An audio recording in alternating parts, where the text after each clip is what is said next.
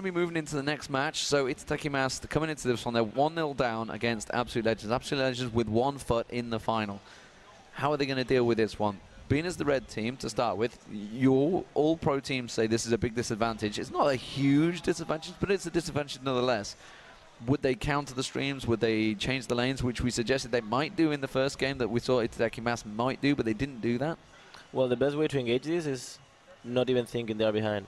Because, I mean, if you make the calculations, I think most of the times that you are behind 1-0 and you come back 1-1, most of the time you actually win 1-2. You know what I mean? Mm-hmm. I don't know why is that. Maybe it's some sort of a mind thing. Momentum thing, maybe. Yeah, momentum thing, yeah, definitely.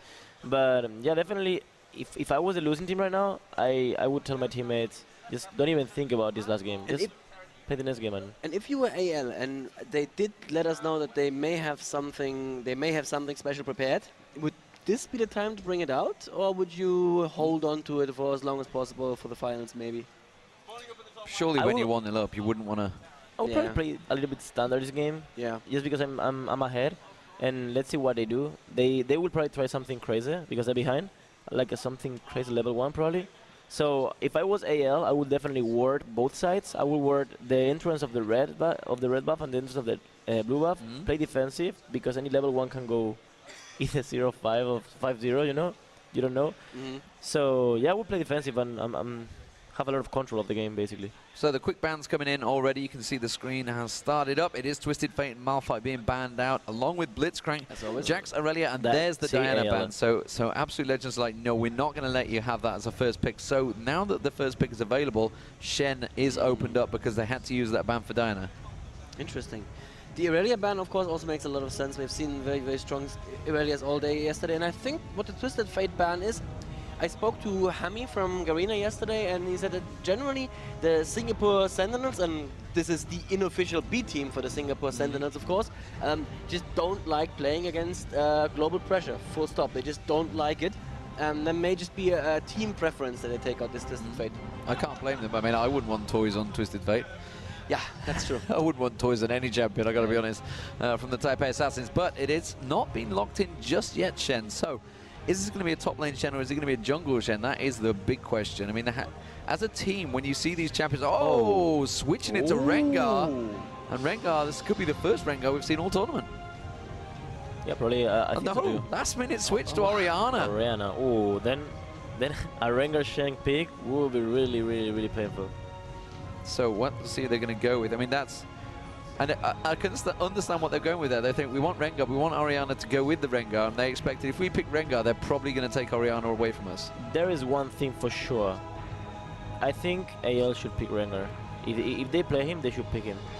Because you think that Orianna Rengar is one of the best combos of the game. Yeah, because you got that 5-second stealth, put the ball on his head, straight on. It's a pretty much a free kill. Or maybe they're expecting the Rengar pick, and that's why they pick Lee Sin. They're countering it. Yeah, Lee Sin kind of corners Rengar. Yes, of course. But Lee Sin can't always be in mid lane, so that the ganks in mid lane can still be very, very painful. I think actually Orianna is one of the few champions that do okay-ish against Lee Sin. Right. No, what I mean is that whoever AL pick in mid lane is going to have trouble against that Orianna when Rengar comes in for a gank. Yeah, indeed. That's for sure. Yeah, that's for sure. I know for a fact that Team Solar Mid, they were saying, you know, if you leave Shen or Rengar open, we are taking that straight away. Right. And they did do that, but they got countered with it. You know, the Korean teams knew how to handle that. Question is, does Absolute Legends know how to handle it? Because we're expecting possibly a Shen or a Rengar, both, if not both, being picked up here. Yeah, indeed. And I'm not sure how is the synergy in between Lee Sin and Shen. Taking Graves away from Robert Lee. Shen is one of those champions that I will always pick. I don't know. I really feel like that champion is really, really strong. As a top laner, don't get me wrong.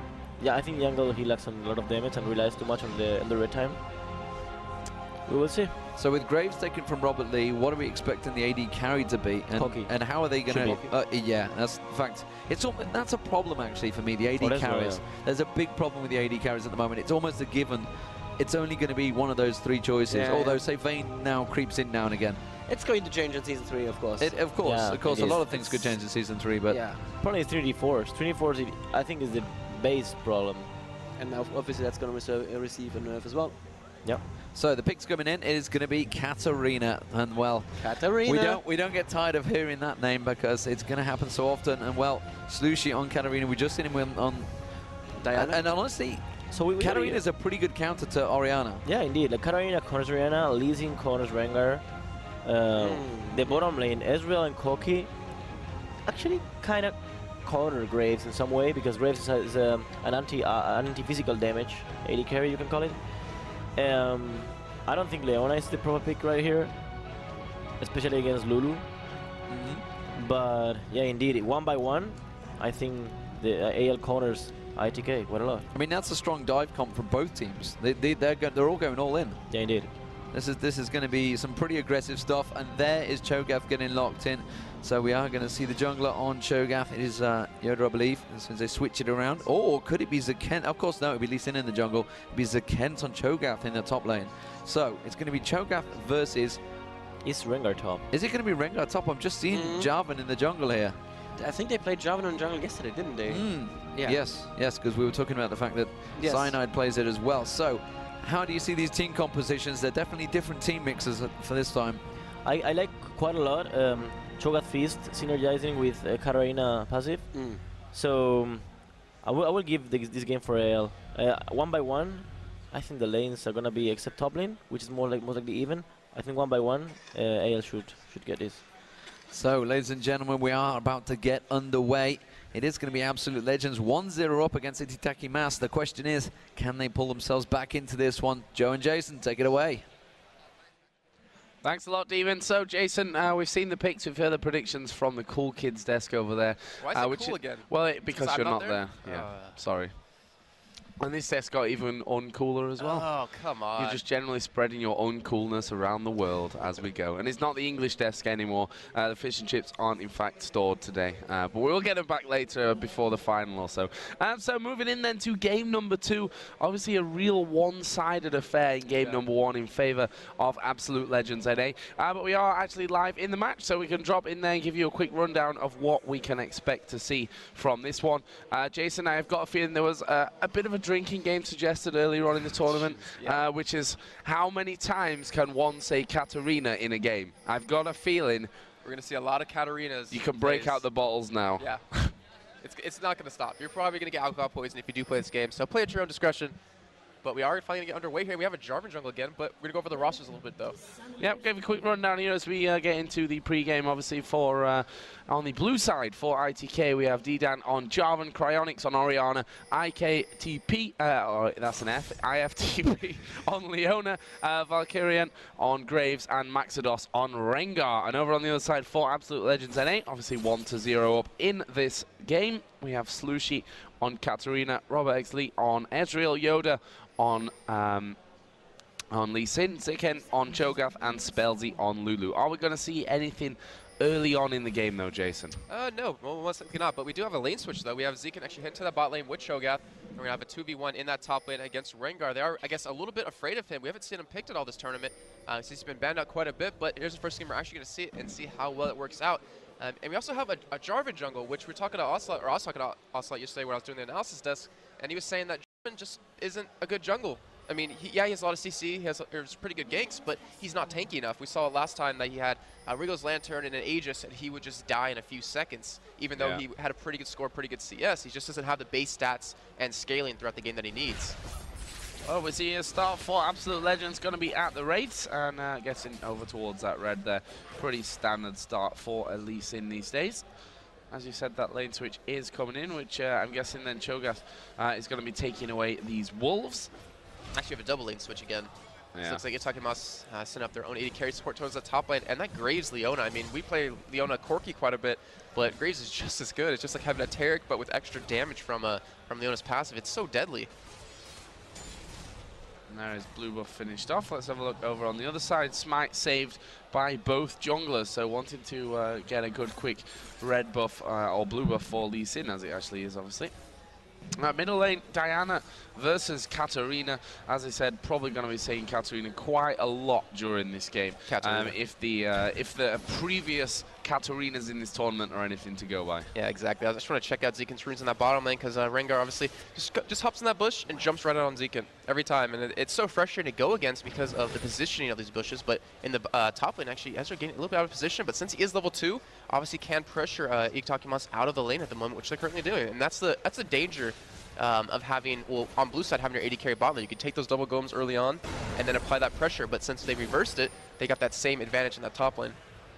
And we actually see Jarvan coming down, but look at this, Lee Sin is actually waiting inside of that brush, and they are going to go in towards Jarvan, but look at Zeke, he's going very low, will actually be forced to flash away direction his own turret, and that was a close call. And Yoda, I'm not sure if they really reacted to that fast enough or whether it would have been better for Yoda to just back away from it. But either way, Cho'Gath going to be forced out of lane. That's going to give Rengar a little bit of free time. But Jarvan's in his lane, just, you know, taking away his XP. Well, he's just helping to push the lane a little bit just so Cho'Gath gets denied quite a bit of CS. The quicker they can get into the tower, the quicker the tower will actually take out those minions. But also helps out Jarvan quite a bit. I've missed it again. It can't be. It cannot be. It cannot be. 2 games in a row missing first blood, and this is why we get used to having a separate cameraman. So here we go then. That's what happened exactly. And Cryonics, well, at level 3 against a Lee Sin Katarina, you don't really have that much of a chance, Jason, to be honest. Yeah, you really don't. And that is Katarina. Yes. I mean, that's what's really dangerous, is that she's now 1-0. And she's only going to struggle throughout the game. She's going to start training through, well, with her ultimate, going to start doing insane amount of damage. And they can't afford to let her get fed at all. And that's what's happening. She's, you know, 6 CS ahead, obviously not a lot, but with how early the game is right now, it actually is quite a big difference. Yeah, and Katarina actually headed up towards this top lane. And Slushie there will be spotted by that ward and the ping to go back, which, you know, means that Katarina's not going to get any more kills in this top lane, but it also means that Graves Leona are forced to back away, forced to play very wearily here, and that could mean more CS loss, to be honest with you. I mean, look at it already, 30-19 in favor of Ezreal. And they're a level behind at the moment because they had to back out so often, but they should be able to catch it up right here. But, I mean, we always talk about if you run an aggressive lane like this, you can't afford to fall behind early on, because if you do, there's no real way to catch up unless your jungler camps your lane. And that's kind of the problem they're having right now, is that Graves, with that CS difference, won't be able to be aggressive. He's going to be farming under tower. Not to mention, we see Lee Sin already heading up towards this top lane, so if they weren't having a hard enough time before, it's going to be that much harder. And they're pinging again that Lee Sin position. This ward saving them at least at one time from the Katarina coming in. We can see down in this bottom lane, Maxados on Rengar, level 5 to the level 4 of Zekan, and there is Jarvan once again just to force this Cho'Gath to play very defensively underneath his tower, to be last hitting underneath his tower with the hope that he will be actually missing out on some there. It's actually 41-26, a good lead for Rengar in this bottom lane. But if this top lane keeps going as it is, I mean, it's going to be more important. This Ezreal actually has a better lead from this, and we can see they are going 1-2 head-to-head. Spelzy, they did get ignited, and Robert Lee not super healthy either. There is the polymorph on towards Valkyrie. Arcane shift away from Robert Lee, and they decide to back away. The ping's coming in because Katarina was gone from that middle lane again. Yeah, it was kind of...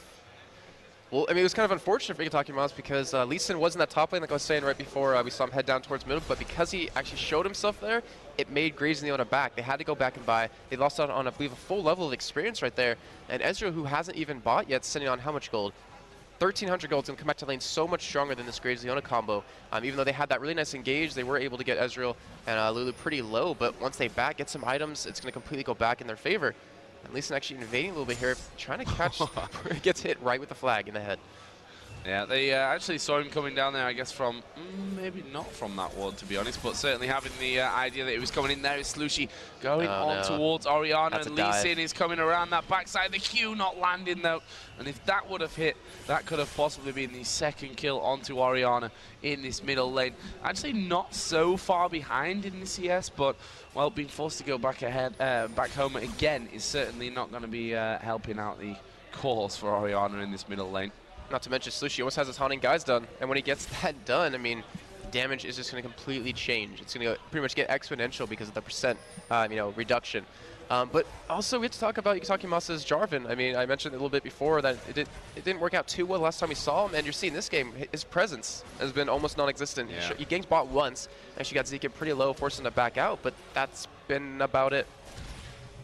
We need to see some kind of oracle out of him to, actually get these ganks going, because of the ward coverage currently out of Absolute Legends in that top lane. I mean, you cannot get to them without being spotted, period. You can't get there. Yeah. In the bot lane, it's a little bit more open, but we do have Zeke. I mean, he's Cho'Gath. He does have flash, does have teleport. Not going to be really hurting too much.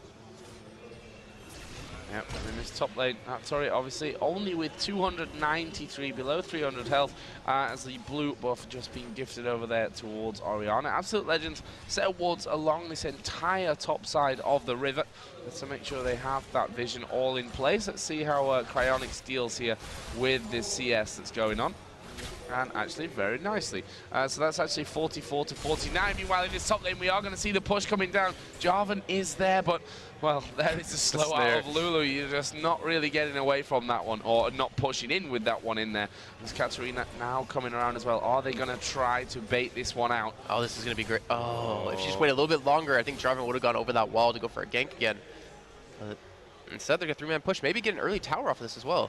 Yeah, this tower's not going to survive. They're actually backing away, and look at Slush. He's actually making good ground here on Graves. Oh, that's messed up. What Robert's doing, he's just backing that tower. Just letting the CS die. Just maximizing as much experience he can take away in CS from Valkyrian. So, good stuff so far from Absolute Legends. This bottom lane, so you can, let's have a look at their experience here. Almost level 8. Maxados with this wave is actually going to be hitting level 8, so he is that little bit ahead in the CS, 69 to 58, which you can expect when Cho'Gath was forced to go home earlier. Obviously, Jarvan spending quite a lot of time in this bottom lane, pushing that CS right onto the turret to make sure that Cho'Gath misses it as well. And there is actually going to be the Ezreal push coming in. Maxados now in a lot of trouble as he gets slowed from the Phage. Zeeken surely will be able to finish this off. There's the ulti coming out of Maxados. And, well, ulti used, not going to be available for a good while now. And, well, they forced that at least. Yeah, that's kind of funny. They expected him to turn around and go back to lane, but he just went through the trap bush instead. But now they got that early tower. They're sending Cho'Gath to the top lane. Rengar might even head up there as well. As we do see Ikitaki Mouse trying to push this tower right now. Teleport coming in, so yeah, Zeeken will head up to that top lane. Wonder if he will keep 1v2ing though. That's the question. Now, we'll see here. They are actually headed back, so we'll see if they decide to go down to this bottom lane and keep it 2-on-2. Obviously, the CS between these two AD carries currently around about a 10 difference there. Obviously just clean up. And this is going to be a lot of damage before they can do anything about this push onto the bottom turret. Yeah, it's at least going to get to half health here. And that's all Absolute Legends is doing. They're just starting to like force these towers going down, which we see happen so often in any lane switch. The goal, take a tower early from your AD carry and support, and then just rotate lanes just to get that little bit of a gold lead. We do have, Zeeken with that blue buff in the top lane, going to be able to sustain.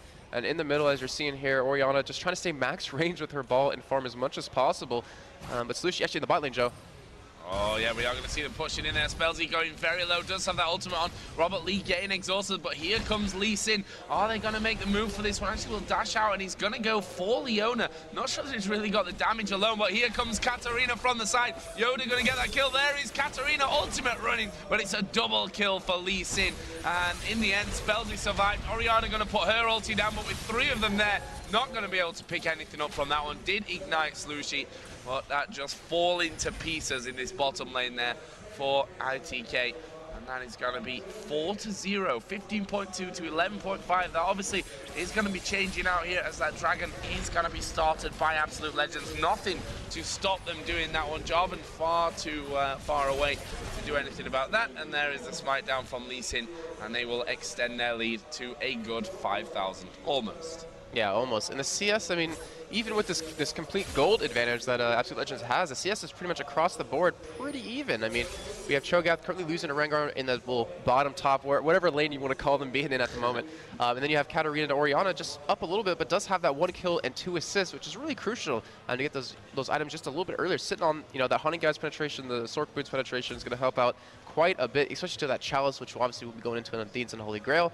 And then we have Ezreal, 75 to Graves at 66. So, I mean, not much of a CS difference, but the kills are really showing. Not to mention the one tower, which we will see the second one going down very shortly, and that dragon just giving them that huge gold lead at 12 minutes. Yeah, I mean, if you look at the goal difference in the jungle there, 3,000, almost 4,000 to not quite 2,000. So pretty insane stuff on that front. ITK, you're trying to push down this middle outer turret.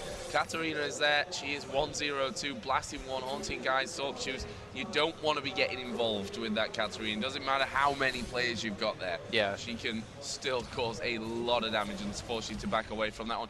Meanwhile, Robert Lee doing a good job of keeping that CS lead up, 88 to 70, also in that bottom lane.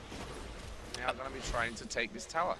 I like this ward in mid lane off Katarina, if you want to check that out real quick. I just love these lane wards. Also, I was even mentioning that he needs to start doing this more often because it gives you that crucial vision on an AP mid. I mean, we should see that out of Orianna to stop Katarina from roaming around, or even like a TF, just so you know when he's not there. But the bot lane looks like Itakuma's trying to go in here.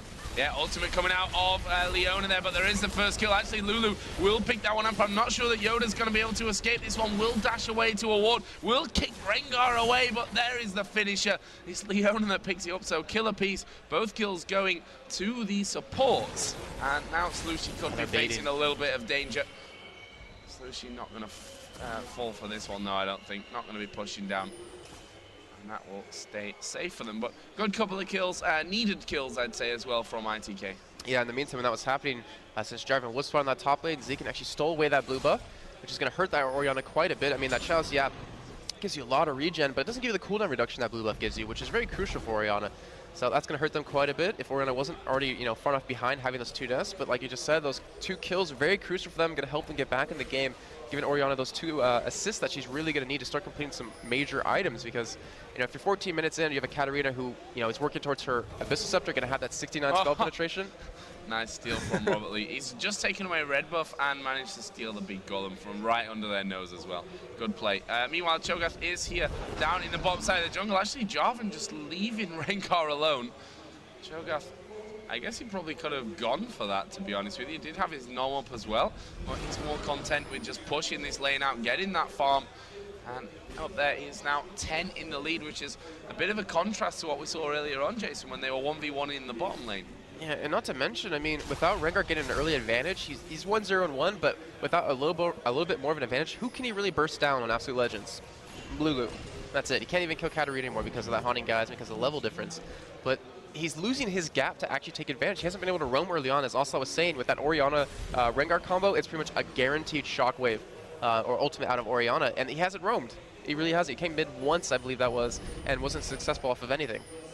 Well, lots of pings going down. Looks like they may want to have some action in this bottom lane. Lee Sin coming around there. Jarvan actually spotted his position, and they just wanted to stop that tower going down. However, they are going to lose this mid tower, mainly thanks to Cho'Gath, who actually zoned them out there. However, Absolute Legends need to be careful of this bottom lane now because all 5 members are coming in. There was the ultimate coming out of Leona. Lee Sin needs to change direction here. Jarvan coming over to him. Cho'Gath is there as well. We'll get the knock-up on Jarvan, and Katarina is now coming down from this top side. Actually spotted here by a ward, but this fight is going to go in there. Orianna ultimate, there is the Ezreal ultimate. Jarvan's ultimate coming in as well. Katarina is in the middle of the fight. Actually will pick up 1 kill. The kill's being spread nicely. There is a 4th. Can they ace here? Wow. Cryonic's moving down, and I think they're going to back away, take this inner turret and that middle lane as well. They're still pretty healthy, especially Cho'Gath, obviously, who currently Glacial Shroud, Heart of Gold, those Ninja Tabby, going to head his way in toward that tower. And I tell you what, Orianna doesn't want to be trying to defend this one.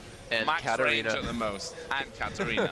But that was such an amazing play out of Yoda. I don't know if you spotted it, Joe, but he saw Rengar actually walk in, and with that, he actually queued, I think, a little bit past him and popped his E just to get that vision on him. So even if he did stealth, they could spot him and keep that Orianna ball away from their Ezreal. It was such a perfect play, and that's why they're running that Lee Sin to counter that invisibility that Rengar has. That's his, like, pretty much surprise. That's the only thing he really needs to get in there, and if they deny that completely, how's he supposed to do any damage? And they took that for 4 kills for 0 deaths. And that's pretty much an ideal trade, if not like the best trade you could possibly go for.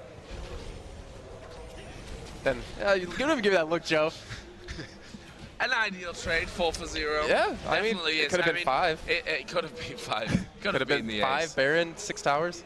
Then it wasn't ideal. Damn it. I'll be unhappy about that one. But 9-2, it's a 10,000 gold lead.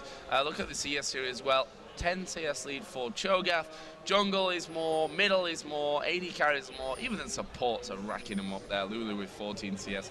And so overall is a very promising position here for Absolute Legends NA. As I said, the only American team in this tournament flying the flag for the US.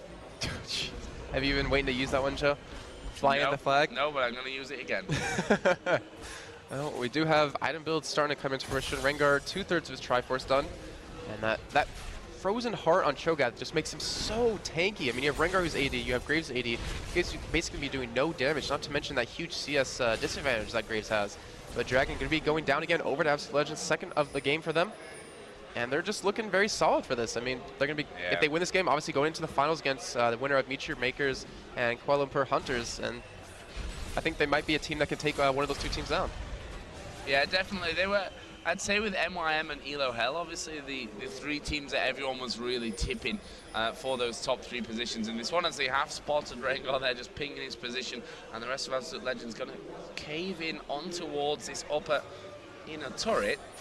Are ITK going to try and defend? I just don't honestly think that they can. They don't really have enough damage or anything, but we are going to see Jarvan go right into the middle of them there. Decides not to ulti in. There was the ball though coming down. Graves will ulti down as well, but look at the damage. It's just too high for Absolute Legends. They will lose Lee Sin. Orianna getting that kill. There goes the kill for Katarina. Taking down Leona. The rest of ITK, are they going to be able to hold on? Got wards there. They can put that pink ward down just to try and counter the Rengar. It's like, oh, Rengar's ulti. Let's put the pink ward down. But in the end, did get it off, so it wasn't all that bad of a trade for ITK. I mean, they've lost their support. They've taken down Lee Sin. Good stuff from that point of view. But you just saw, if that ultimate, I mean, pretty much all the ultimates out of ITK were perfect there. With just one of those missing, that would have been a totally different thing. Yeah, and the problem is that they're down 12,000 gold right now, Joe. It's 19 minutes. 12,000 gold difference at this point is just unheard of almost. And they have to make a big play. They have to start defending these towers, even though they can't. That's the problem. They have to make something happen, and as Katarina takes out Graves, you see him take her down as well. So you just gonna arcade shift over that wall, not be too afraid of Rengar, but still, we need to see like a sneaky Baron of ITK. There's no way they can come back at the moment if they don't go for something like that, unless Absolute Legends just starts pulling an ELO Hell out, I'll say. Yeah, I'm not sure that they're going to be doing anything risky at this point. I mean, why? They've got a ton of wards down on that top side of the ITK jungle, which means Baron, a possibility, but again, you have to weigh up the difference. Is it worth it? Yes, if you take it down without any complications, you further extend that lead, plus the buff that you get from it is maybe enough to finish out this game. But the downside, though. But the downside, if you end up losing it, then you could possibly throw the game. Exactly, and there's no point in heading down that road. So they're just going to play smart, just push these towers down. They have 5 towers to 0 right now in favor of them, which is astonishing, to be honest. They have so much map control with his Oracle on Zekin right now. He's able to clear out any of these wards, and this makes it so ITK can't even push outside of their base right now. We're seeing Graves in that bottom lane because he has that turret he can back up to, but that is it. Yeah, and by taking out these wards as well, I mean, they've not got that much gold as it goes anyway, but once they start stripping out ward after ward after ward, they need that vision if they're going to be able, if they're going to want to compete on any kind of level when it comes towards Baron.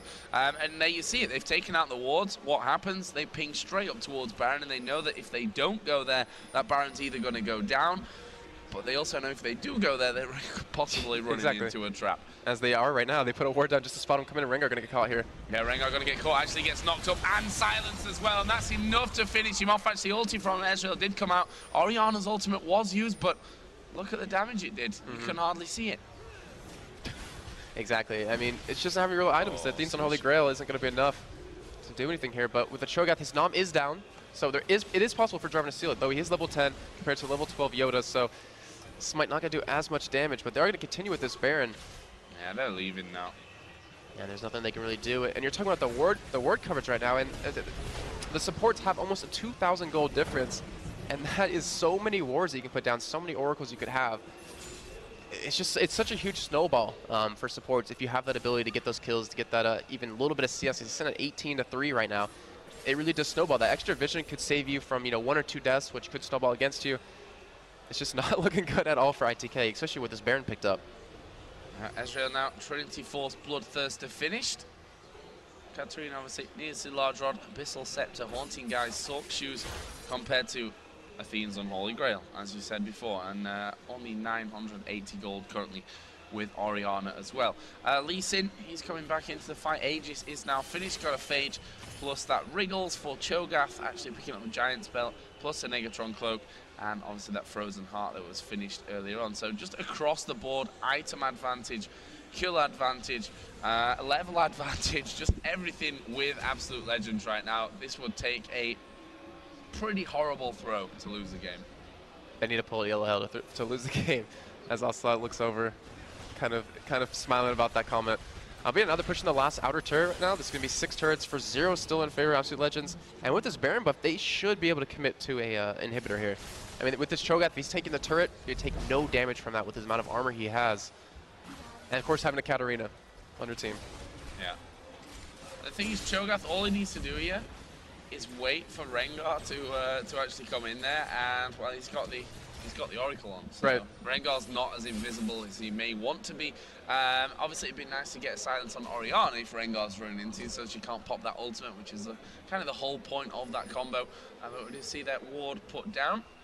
And they are surely going to be sieging down this turret here in just a few moments. Not got much HP. They've got plenty of damage between them to do that. There we go. Ball is on Rengar. They've spotted him. And you see they instantly knock back as a flash comes down. Where is the ultimate going to come down? There it is. He catches 3 of them. But they've already lost Rengar and Graves. Double kill for Katarina. And that is a triple kill, a quadra kill for Katarina. And, well, just one man spoiling the fun for Katarina. Scumbag Lee Sin. Katarina. You really want people to get drunk, don't you, Joe? Yeah, this will be game for Absolute Legends, though. They will go, will pretty much win this best of 3, 2-0, and we'll be facing the winner of Meet Your Makers and Kuala Lumpur Hunters. Congratulations to them. Yeah, I mean, this one, again, I'd say probably a little bit closer than the first one, but it still was a bit of a one-way street, wasn't it? This Nexus is going to go down. You can see Absolute Legends actually going to flash into the fountain for the style points there at the end. 17-4 overall, 44 to 24,000 gold by the end, 9 turrets to 0 as well. Yeah, one-way street. Very one way. As it looks like, look at Absolute Legends, they look very happy right now, very relieved as he's Zekin on the left with that Teemo hat. Still wait for him to pop out his secret champion that hasn't been announced yet. Maybe we'll see it against the, well, in the finals. Well, maybe in the finals. Obviously, they will be playing the winner of Meet Your Makers versus Kuala Lumpur Hunters, which will be coming up next. Actually, I can see Meet Your Makers sat down here. I'm guessing they're going to be playing maybe from the tournament area. I believe they're switch. I was going to say Kuala Lumpur Hunters aren't even there, so I guess that they will be switching up after this game for that one as well. So, guys, we are going to throw it over to the analysis desk where those cool kids are going to break it down. Thank you very much, Joe and Jason, for a pretty one-sided best of 3, really, there. I mean, Absolute Legends, they came, they saw, and they dominated. That was a strong performance for them. Unfortunately for ITK, the Singaporean team that's here to represent, just couldn't pull it out. They couldn't. There was no way. I mean, there wasn't any moment you could see them coming back or something. They just got outplayed, I guess. I mean, the picks they came in with, they had the Orianna, they had the Rengar, and immediately, okay, you're going to get the Rengar. And we talked about it, you know, how great an initiator it is. But it's not going to work when he's in lane. Yeah, indeed. Like, Rengar jungle would have been totally perfect to at least try to shut down Katarina. Didn't happen. They went for this strange Yavan jungle, which I'm not with it, to be honest. Yavan is, in my opinion, a really not so strong jungler. He lacks on damage or he lacks on tankiness, and his ganks are decent, but we couldn't see this game any successful gank. Was this overall a bad game by ITK?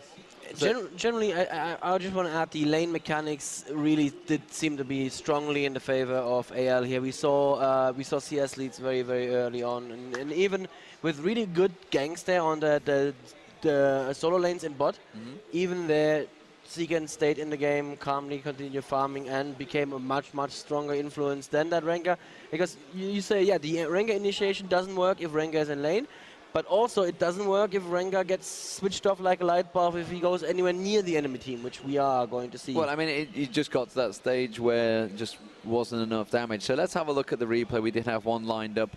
It was really the point where IFTP's trying to initiate as much as he can, as goes diving in, but it's just, the damage just wasn't there for the team. Yeah, look at the Katarina in the top left corner. She's still not going in. There she finds her place, goes into the brush, immediately gets exhausted, but gets enough damage off before that anyway. Double kill for her, double kill for Ezreal. And that was kind of the moment where ITK would have to go, oh, this is not going so good. And if I can just jump forward to another point here. Yeah, I mean, it was only 5-2 at that stage, so it wasn't too bad. The jungle fight was exactly. okay, but they weren't really in a position to take that fight.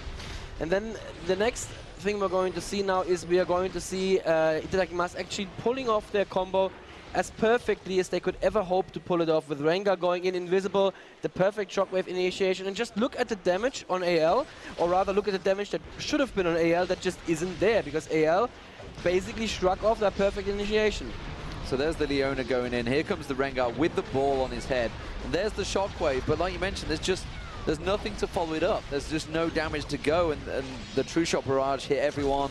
And then, well, Absolute Legends just turned around and went, well, that went okay, let's just kill them all. Yep, and that's pretty much game at this point. If you pull off your target combo perfectly and it has no impact on the game, well, might as well. You may as well just think, okay, we can't really sit this one out. We can't stall the game out any longer.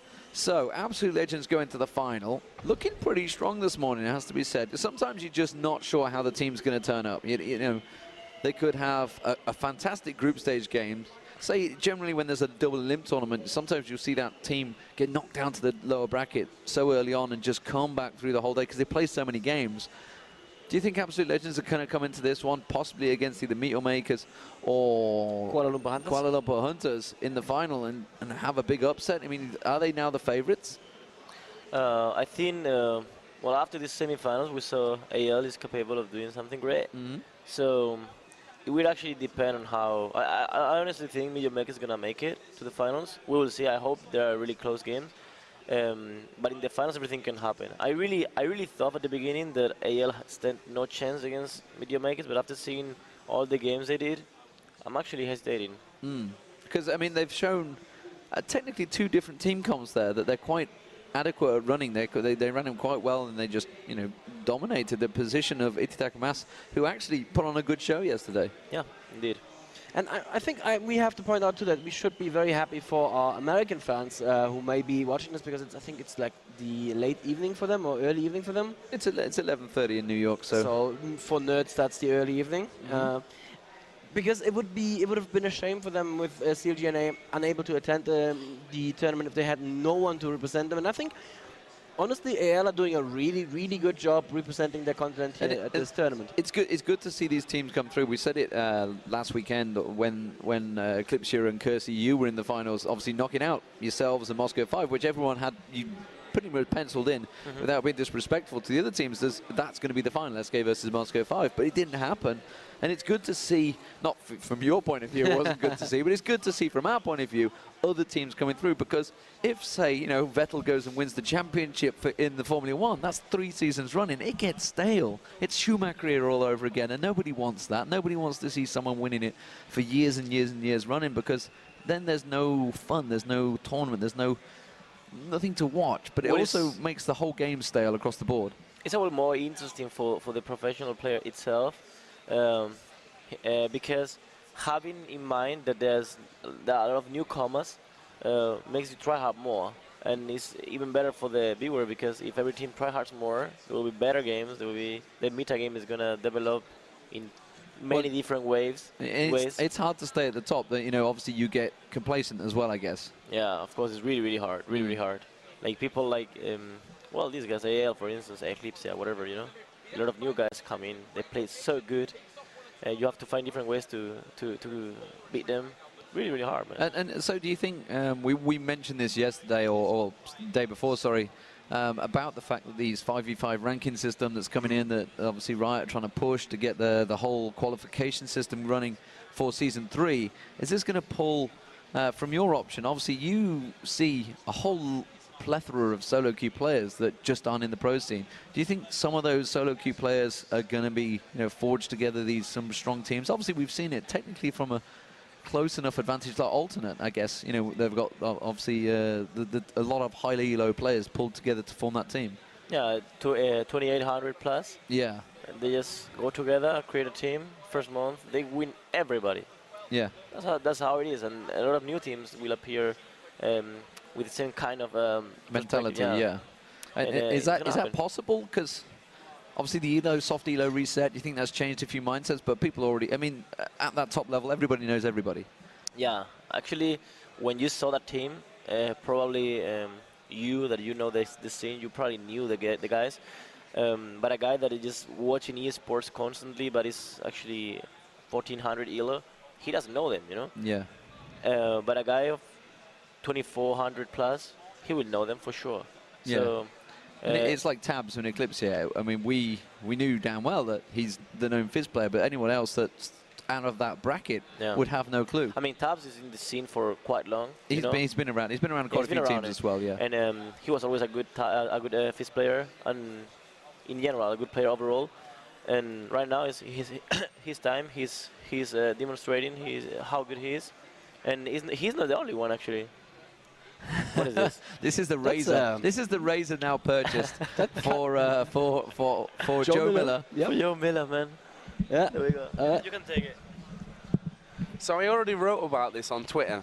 Yeah. Scumbag ESL. Yes. The company that I love with all my heart and I've worked for 4 years. You know, I'm giving away my hair, which I've grown for longer than 4 years, I must admit.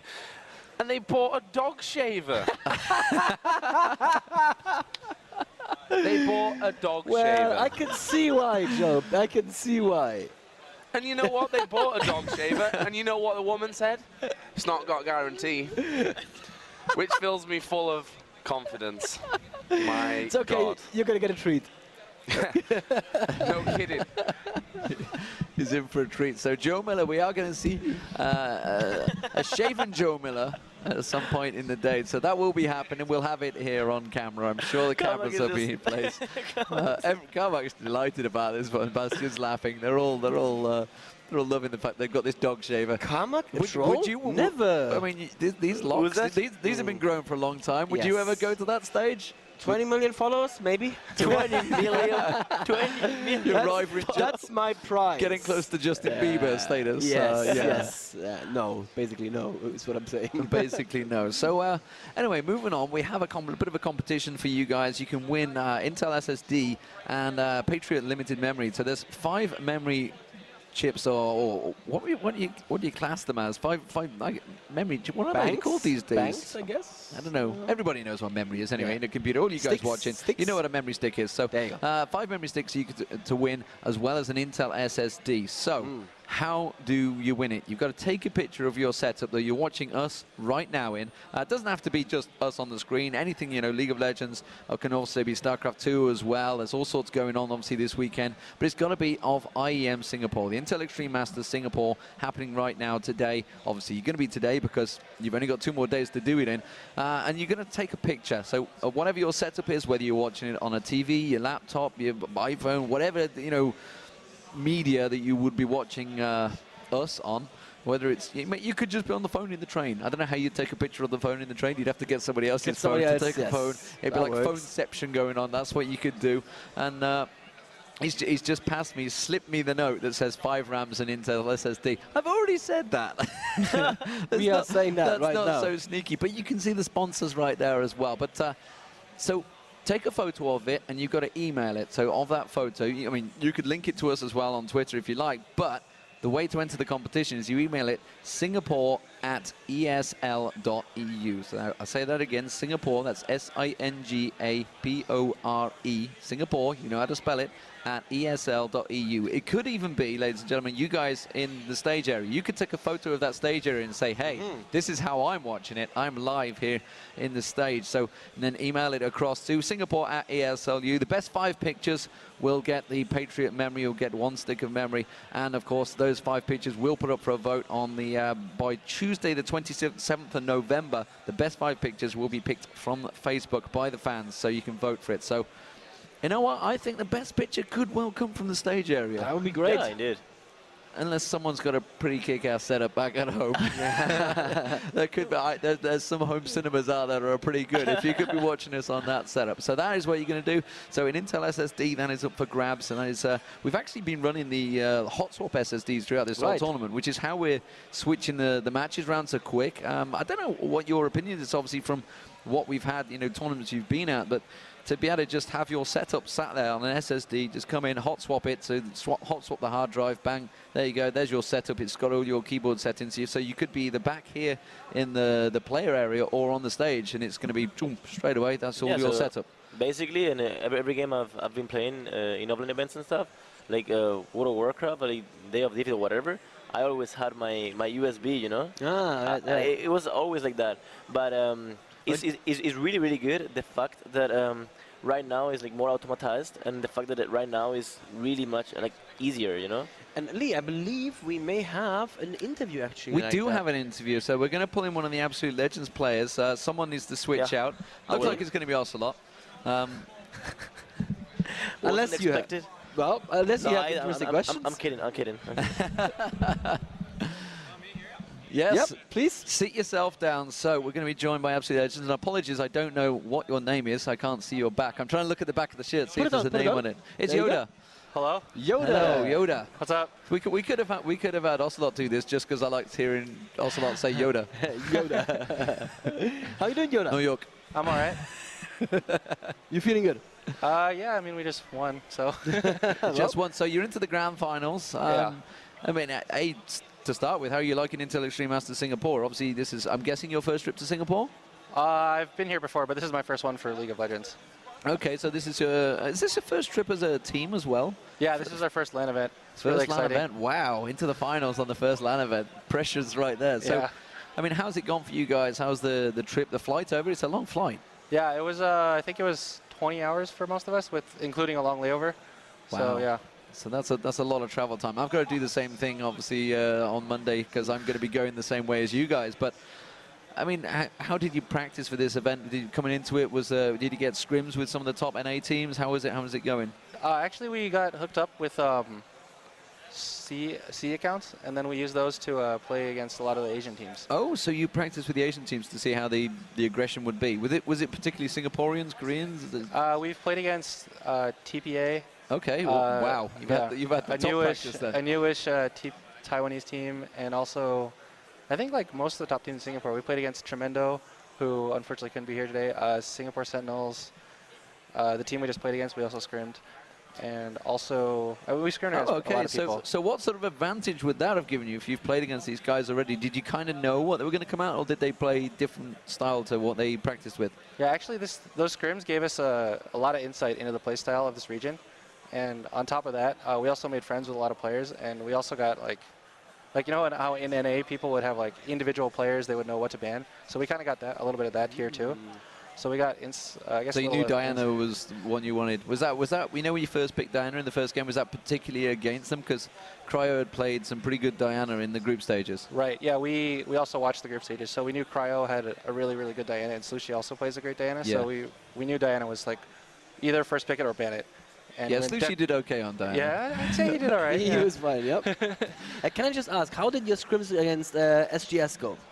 Oh, we just got completely demolished. They picked like Karma, Urgot. That's their shield strat. Yeah, their shield strat. Yep. And we had like a Karthus, and he was like, oh, I can't. My ult is basically not a spell because they'll just shield it. Yeah. So, the reason I'm asking is because Meteor Makers, who you potentially might meet in the finals, apparently went 1-3 in scrims against SGS. So really? Yeah. SGS seems very, very strong at the moment. Yeah, because Meteor Makers, they came here and they've sneakily practiced in the Garena Arena, haven't they? In the Garena Stadium, yes. It was a great name, the Garena Arena. I think they called it a stadium for just that reason. Yeah. So they've practiced here. So they came here sneakily practicing. So how have you guys set up for this? Obviously, you've come in, you've practiced pretty well. I mean, your first event, there been big nerves across on the main stage or anything like that? Yeah, there were a lot of nerves, basically. I mean, I've been to some LANs for a different game, Heroes of Nearth, but the rest of my team, I think this is like their first LAN. So there were definitely a lot of nerves going into it. Razer was nice enough to let us use their office to practice. Right. So we had a really comfortable, perfect LAN environment to practice in. And we also went to the Garena Stadium for a little bit to practice with the Asian teams. So Garena have really been the good guys here. Yep. Nice. So we definitely got hooked up very well. That's great to hear that that the other organisations are helping out so well. I mean, so you're looking at MYM in the final. What do you know about MYM? Is there anything that you're prepared for? I mean, we've seen Kubon running a pretty fearsome Jax on that top lane. Oh yeah, MYM. I don't want to give away exactly what we don't know. obviously give us your band strats because they're going to be setting up right now hearing this. We have a pretty decent handle on them. We realize they do a lot of early game pressure with, I guess, around Nunu. Yeah. From what we've seen, and their late game is based around picking one off and then getting the pentakill, I guess, or getting like a snowballed fight, which could end in a pentakill. So yeah, that's basically what we've seen of them. Oh, good stuff. So one question that I have in both these games, you played Lee Sin in both of them, right? Yeah. These games right now. So in the first game, we saw that the Maokai was a very early pick that came out of Itadakimasu, and we predicted the Lee Sin to come out as a reaction to that. But was that even a reaction, or were you just going to play Lee Sin anyway? Basically, the way we see it between our two teams, we knew that D-Dan, since we practiced with him, he plays a decent Lee Sin. Ah, okay. But then he didn't pick it, so we were like, we'll just take it because Lee Sin. With Diana, we have a particularly decent, really good mid game, and Lee Sin is one of probably the best mid game champion in the game. So we wanted to combo Lee Sin with Diana, basically. Makes sense. And when Rengar was picked, I mean, we saw it at the start. They first selected, I think it was Shen, then they went Rengar, then they went Orianna. So you're like, okay, we know kind of what build is coming here. Were you a little bit surprised to see Rengar run in lane? We were pretty surprised about Rengar. Well, not that surprised because basically what we knew about their top lane was in all 3 games in the qualifiers he played Aurelia or Jax, and they picked Jax early. Right. So we were just going to ban those. So you banned you banned so Aurelia then we Jax. figure the best top hero in the game is Rengar. Mm-hmm. So we weren't that surprised by the Rengar. We also we were a little bit prepared. We wanted a 2v1 against it because Rengar is extremely strong 1v1, and especially our top laner Zekant he has experience against Rengar, but he doesn't have the practice 20 games or 20 games daily or whatever that most people would want to have, right? So we decided to 2v1 against it, and that was basically our plan. We knew they also wanted to play it. We had a feeling it was going to be Rengar because they picked Orianna on the first pick, and they go really well, right? So were you surprised that they tried to switch the kill lane of Leona up the top to match you guys? I mean, Robert Lee must have been like, well, this is nice and easy then. Yeah, we were prepared for that. Once they saw Robert basically in the tri-bush in the early, I think they warded the tri-bush and they saw him there. Yep. So we knew they knew about it, and then we were like, okay, that's fine. We'll just take golems and then Cho'Gath safely farm and just play our lanes because we have golems, and I think Robert is one of our strongest mechanical players, so we're very confident in his 2v2 abilities. Certainly did very well on Graves and Ezreal, so it doesn't seem, I mean, they tried to ban it out. Obviously, they banned out Graves, so that's a bit of a tip of their hat towards him. But is there anything else that kind of caught you out today? Or even in the tournament, to be honest? In the tournament, I'd say just the overall quality of the teams. They were, obviously of the teams they were able to assemble because there was really late notice of Azubu canceled, TLJNA canceled. Yeah. And pretty glad they were able to, I mean, other than that one team in our group, they were they were able to assemble a pretty decent squad of decently leveled players for the tournament. So that was impressive to me. Yeah, I mean, it's good to see the Singapore scene shining well, and Itadakimasu, I thought actually, yesterday was so entertaining to commentate on. I just feel sorry for Jason; he didn't get a decent game today. But so were you expecting more today, or do you feel that's just how it was going to go today? We did expect some pretty good games. I feel like we got a really big edge by doing our homework. And getting some inside information. So we expected to win, but we didn't expect it to be 22-4 or 17-4. Talk to me about that homework aspect. What are you going to be looking at, especially now, as I assume you're going to watch the second semi-final of Meet Makers versus Kuala Lumpur Hunters? Is there anything specific you're going to be looking out for that will still affect your decisions in the game? Or are you completely prepared and you're we know what we're going to do against Meet Makers? We mostly just know what we're going to ban, but we don't particularly have a playstyle in mind. We're going to definitely watch these games very closely. I think Kuala Lumpur Hunters are a pretty solid team as well, so if MYM wins, they're definitely going to have to tip their hand a little bit about what they like to do, so we're definitely going to watch. Cool. Yeah, but it's good. So this is your first big event. How are you finding it? You're happy with, obviously you're happy with getting the final, but as an event, you feel you've now shaken off the nerves of being on stage? Yeah, I think we've definitely shaken it off, and a lot of our players actually excel, I find. That's very good. They've played a lot better here than online. So they're better than their home environment. That's really impressive. I mean, that's the sign of great players, basically. Yeah. If they can come and shine. Obviously, the top teams you've seen in NA, that you guys are now going to start threatening. Do you think you guys can start threatening, knocking on the door of the TSMs, the CLGs, the Dignitas? I mean, we're not looking. I mean, we eventually hope to do that. Right now, our main goal is the Season 3 championship, and those 3 teams will not be participating. So we're not really looking at those 3 teams targeted. We're looking more at Fear, Quantic, and there was one other team, Curse. Yes. And those we're mostly looking at those 3 teams to Bench. knock on their door. Yeah, bench them. Yes, bench curse. Speaking of benching, what do you think of poor Cody being benched? Elements. Oh, I mean, I don't really look into the drama of that. I heard it was just for one event based on a Reddit post. Is it just on one event? But I So don't- they said they're gonna bring Rux out to IPL 5, and then they'll see how it goes. Right. But from the tweets, it really sounded like Elements kind of like I understand where this is going. Yeah, I mean, Elements he's a great guy, and I don't really study their team mechanics or their drama because we haven't played against them in like a big tournament yet. Yeah. But that's I just don't really think about that. Yeah. No, yeah. Sorry. It's something you never want to think about as a player, being benched in a team, especially in that sort of environment. So how is it going for the Season 3 qualifications? Are you guys starting to stack up the 5v5 wins? I think our ranked 5 team might have a win yet. I'm not sure, but You might want to get that working. yeah, we're probably going to get that working pretty soon. Yeah, we'll get on that. that is kind of how you get into Season 3. Do you think you guys have got what it takes to get into that Season 3? Get yourself a nice salaried team? I mean, I think we have a pretty good shot. The way I saw it, based on the teams like that I know about, there are like 7 teams that have a pretty good shot at 5 slots. Mm-hmm. So I think we are among those 7, and I feel like we may be able to. Yeah, I think we have a pretty good shot. It's going to be close, though. Excellent. Well, it's good to talk to you. Yeah, this is Yoda from Absolute Legends. Is there anything sort of shout-outs you want to make to your friends, family that might be watching at home? I guess shout out to all my friends that tuned in to watch me, and also shout out to our sponsors, definitely Razer, because they were nice enough to like let us stay at their office, basically let us. They even have someone following us around, like helping us around Singapore. That's great. Yeah. Also shout out to Orkbite and Twitch, and Special Tech. And finally, Well how are you finding Singapore? Have you had a chance to look around, do a bit of sightseeing while you're here? We haven't really done that much sightseeing. We have, I guess, have the same impression as everyone. It's really humid, Yes, it except is. indoors, where it's which is pretty cold. And I guess the level of civilization is pretty high. We're pretty happy. Most everyone we've seen is like bilingual. Yeah. So Well, I mean, that's- English is one of the main languages here, so Right. it makes it easy for you guys, certainly. Right, so that's really cool. They have a nice public transportation system, which we've used. And the cabs are actually really cheap, too. So, yeah, we like the country. Yeah, so thank you very much for joining us, Yoda, and best of you. luck in the final, and we'll see how it goes against possible Meteor Makers or whether it's going to be the Kuala Lumpur Hunters. Who would you favour? I mean, we've actually gotten pretty friendly with Kuala Lumpur Hunters Right. since I guess 2 days ago.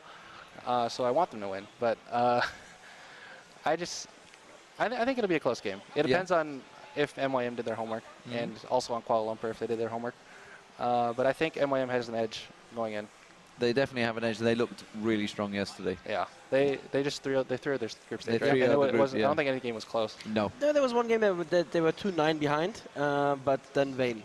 Yeah, Oh, they were yes. 10-2 Vayne. behind. Yeah, they were 10-2 behind, yeah, and then 10-2, Vayne right, happened. that's- Yeah, and yeah. they gave Vayne too many kills. It was And like, that was- we'll just give Vayne a quad kill. It's going to be fine. Nothing bad's going to happen. Yeah, I've never seen a Vayne query after getting a quad kill. That's Yeah. ridiculous. Yeah, that was so that was happened. So, thank you very much for joining us. It's good to meet you, Yoda. Yeah, thank you. So, Thank you very much. Good luck. best of luck in the finals, and we'll see you in a few hours. All right, see you. Okay.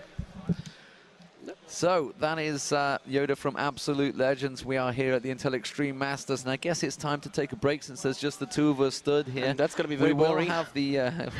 We could have a conversation. We could create a champion live on air. This is something we might do during the yes. downtime. But I would much rather discuss Joe's hair. Joe, honestly. we could also discuss Joe's Or, hair. of course, we just got a Jason. Jason Kaplan. Jason Kaplan. I thought you were also But I love Then I you. looked at your muscles. Oh. Can't help it, you know. When you work out and you don't work out, it's quite obvious who has the more muscles. Ocelot just sat to the side. He's not sure whether to be disgusted or Complimented. or complimented. Yeah. It's very confusing. But so Jason, pretty one-sided game to start with. Yeah. I was kind of thinking the entire time, why does Joe and Demon always get the good ones? I was asking Exactly you too. what Daniel said during the game. Says you get all the good games. It's, I'm hoping for this next conspiracy. one to be good. It could well be a good game, and Yoda Yoda just said thought so. that he thinks Kuala Lumpur Hunters have actually got a pretty good shot at this. Yeah. I mean, you said they've been practicing with them quite a bit, correct? At the Garena Arena? The Garena Arena Stadium. That Let's just call it the stadium. I don't know. I like the Garena Arena. It rolls off your tongue. Yeah. The most interesting thing I thought was that Yoda said that MIM are going to show their hand, have to show their hand to beat Kuala Lumpur Hunters, because it is not going to be as easy that as the group stage was for them. So we might see something exciting come out of Meet Jamaicas, and if they bring something out of left field, then the question is going to be, if they make it to the finals, how are AL going to react to something like that? Because there's always the question, if you show your hand in the semi-finals, the other team has, I mean, there's going to be a StarCraft 2 quarterfinal, right, in between. So the other team is going to have some time to at least sit down and talk about it, and how are we going to counter this 4 teleport strat or whatever. And the other thing that, so many times we hear these teams go, oh, we've got the super secret strat, it's amazing, it's awesome. They so often don't work when they come to an event. Yeah. They'll play it, and whether they've put pressure on themselves with this super secret strat because they have it in their head that this is going to be amazing, and if things suddenly don't work at the start, it backfires. Yeah. I'm thinking Dignitas maybe at Season 2 World Finals with the Tarek roaming. Yeah. Granted, Dyrus leaked the information. A little bit. We weren't giving the name away, but Dyrus kind of outed himself really in his vlog. So, well, then again, I mean, like at that Gamescom, SK, they had a secret strat against CLGU, pulled it off, and it worked insanely well for them. got them second place at the regionals, and it worked so well. They're now in the Season 3 tournament, so they are ready and waiting in that one. They don't have to go through, like Absolute Legends just said, that 5v5 rank system. That that's going to be a precious situation in itself. But so often we see at these tournaments, these super secret strategies, they just don't work. And not to mention, they have to get over the, Joe shaving his head in the meantime. Oh, well, yeah. That's very I mean, distracting. there's a lot of hair that's going to get flying everywhere. We could maybe charity sell that off. We could make a fortune. I'm going to keep a locket, actually. You're going to sell keep it on eBay. That's slightly scary that you're going to keep a locket of your I think it's scarier co-caster's the person hair. who's going to buy it. Yes, that's great. You can get a long locket right here. I mean, this is some pretty long stuff. These are expensive, man. These are expensive. This is spun gold. It's a lot of maintenance right there. Yeah, that's true. Nice. So I mean, that's going to happen if you are unaware. If you can follow Joe Miller at Joe_Miller, he's now past 20,000 Twitter followers, so he's grateful to you guys, and it also means he's going to cut all of his hair off. So we're going to see a nice shaven Joe Miller for the finals. Nice. We're going to hopefully see it in action. We could even analyze it, maybe break it down for you to see whether the flow with this dog shaver is going to be quite. And yes, Lee, there seems to be some amount of blood. It's a little bit of clogging as it goes across the side there. But that's going to happen. Nice. I think we should all take turns, actually, like taking a strip off his hair. Have a strip of hair apiece. Yeah. Ocelot's all for that. He's got it like that. I'm not sure whether Joe would be quite happy about that. That's the thing. He's not too happy that I'm doing it already, so. Oh, you've already Supposedly I'm doing it, yeah. You're going to do the whole thing? I'm willing to share the honor with you guys if you want. Have you shaved a man's head before? I used to do my own hair, actually. You used to do your own hair. Okay, so that's fine. I mean, I used to have a shaved head as well, so I've kind of done my own hair as well before. But now it's a case of I might have to shave my own hair because it's slowly but surely slipping away. It's easier that way. Yeah, it's not going to go any further. Rest assured. Look, still there's a full crown and everything. It's all good. So well done. At least it's not graying. I have gray hair. There's grey hairs in there. I just get it cut short. Why are we talking about our hair? I don't know. What, do you not want to talk about your head? I know you've got the most of all of us. I feel it wouldn't be fair, honestly, if I made this about me. You disappoint me. You've not got the Artosa's quiff today. I mean, Dan was quite happy about your setup of hair. He's not really looking at me. Maybe this break, I will. If they have break, I will do it. Okay. It's all to Zoe as well to do her thing. So we discovered at this event that actually Jason is secretly Artosis' brother. Yep. It's happened. Tasteless has been knocked out the scene, and now Jason Kaplan is in there. It's all about the nose and the hair. And rumors that it was Jason that punched Nick in the ribs are, of course, just that. Only rumors. Yes, Tasteless, if you are watching at home, get well soon. He's nursing that injured rib that he's got. I think he picked it up in Shanghai from coughing. Wow, okay. Powerful cough. Wow, that is a manly cough, I have to say. He's got a big throat, so, he's got a powerful cough. Yes. But, what happens when he sneezes? God only knows. The earth shakes.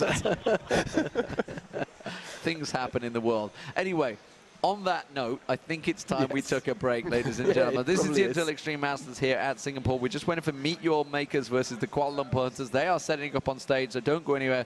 We'll be right back after this short commercial break.